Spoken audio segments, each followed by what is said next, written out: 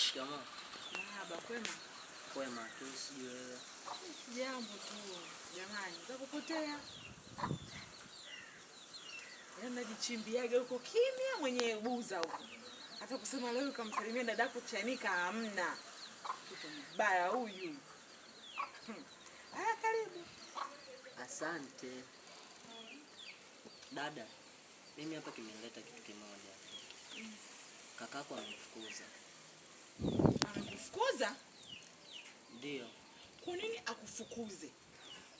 Na kwa sasa unaishi wapi? Baada ya kaka kunifukuza, kuna kazi nilipata. Kwa sasa mimi nimepanga.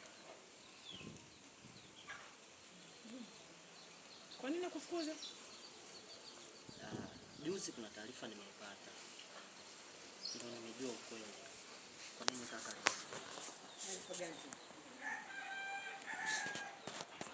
Kuna mwanamke mimi nilikuwa na date naye. Na huyo mwanamke ni mwanafunzi.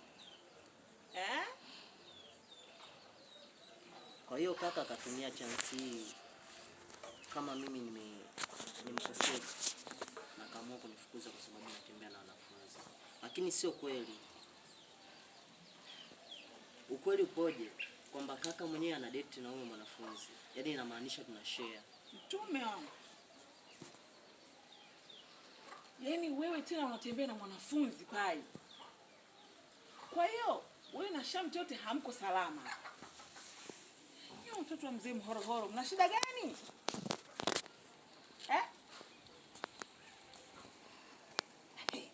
Serikali sio ya mzee mhorohoro.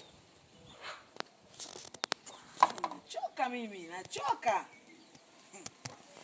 Kwa hiyo sasa nimekuja kukupa taarifa hizi kwa sababu najua yeye amesimamishwa kazi na lazima atakuja hapa.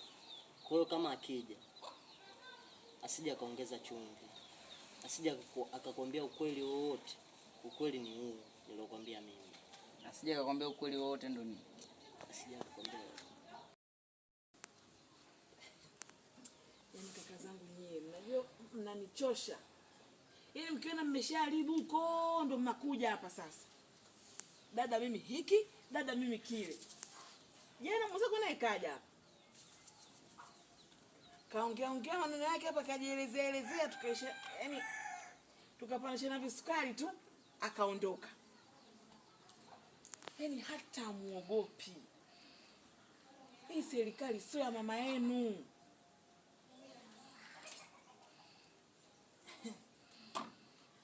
Hii mtakuja kuniua mimi na pressure. Kia Mungu nawaambia.